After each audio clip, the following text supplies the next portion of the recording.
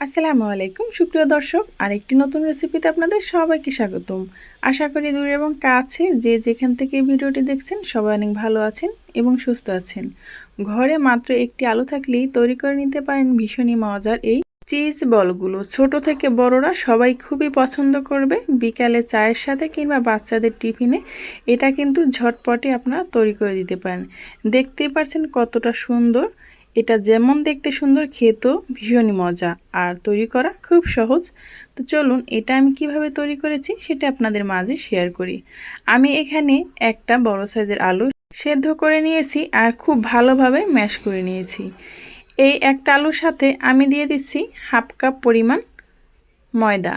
এখানে আমি দিয়ে দিচ্ছি জিরা গুঁড়ো, ধনিয়া গুঁড়ো, সাথে দিয়ে দিলাম আমি গোলমরিচের গুঁড়ো, দিয়ে দিচ্ছি স্বাদ মতো লবণ, সাথে দিয়ে দিচ্ছি 1 টিস্পুন সয়া সস। এখন আমি এই সবগুলো উপকরণের সাথে দিয়ে দেব অল্প একটু পরিমাণ মরিচ গুঁড়ো। আপনারা যদি মরিচ গুঁড়োটা না খেতে চান, মানে ঝালটা না খেতে চান, তাহলে কিন্তু এটা স্কিপ করতে পারেন।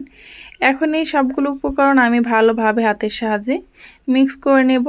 আপনারা যদি শুধু আলু দিয়ে তৈরি করতে চান তাহলে কিন্তু এটা দেখা যায় ফেটে যেতে পারে কিংবা ভাজার সময় গলে যেতে পারে। সেই জন্য আমি এখানে ময়দা ব্যবহার করছি, আপনারা চাইলে কর্নফ্লাওয়ারটাও ব্যবহার করতে পারেন।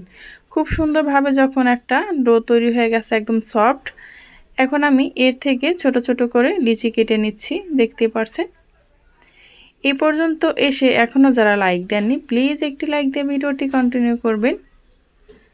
এখন আমি সবগুলো লিচি খুব সুন্দরভাবে তৈরি করা হয়ে গেছে। এক সাইজের করে আমি প্রত্যেকটা লিচি কেটে নিয়েছি।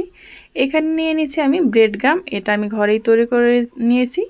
এটা আমি পাউরুটি দিয়ে ব্লেন্ডার জারে ঘুরিয়ে রোদে দিলেই কিন্তু খুব সুন্দরভাবে এরকম ব্রেড গাম তৈরি হয়ে যাবে।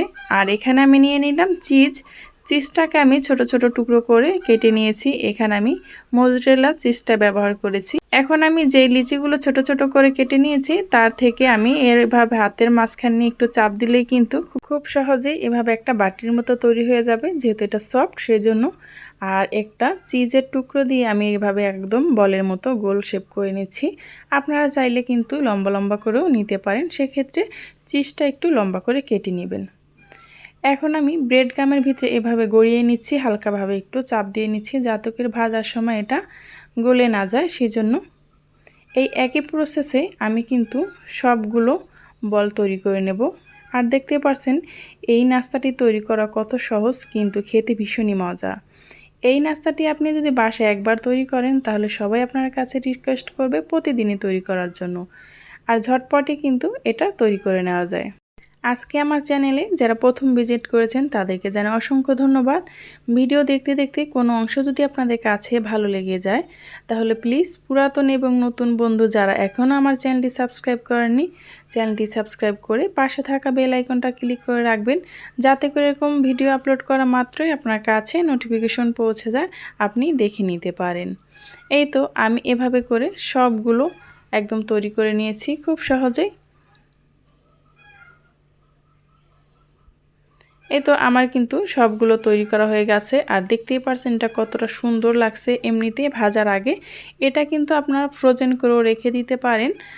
ডিপে আপনি বেশি করে তৈরি করে রেখে দেবেন, যখন ইচ্ছে তখনই কিন্তু আপনারা এটা বের করে ভেজে নিতে পারেন, কিংবা বাচ্চাদের টিফিনেও এটা দিয়ে দিতে পারেন।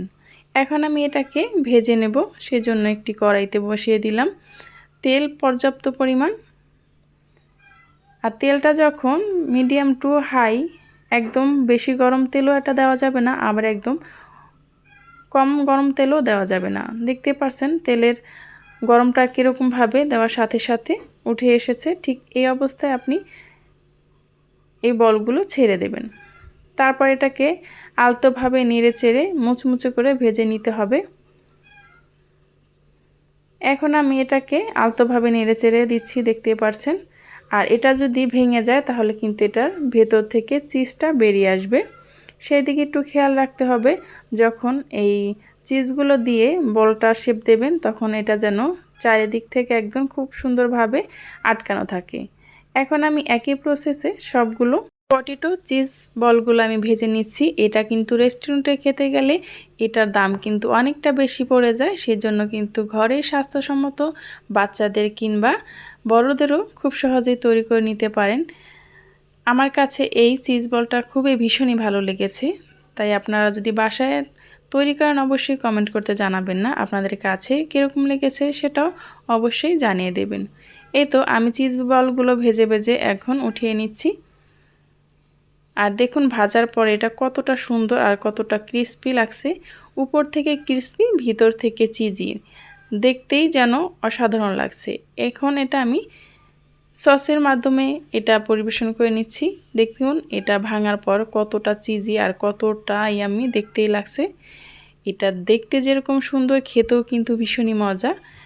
এটা কিন্তু গরম গরম অবশ্যই খাওয়ার চেষ্টা করবেন। এই পর্যন্ত যারাই আমার সাথে ছিলেন তাদেরকে জানাই অসংখ্য ধন্যবাদ। আল্লাহ হাফেজ।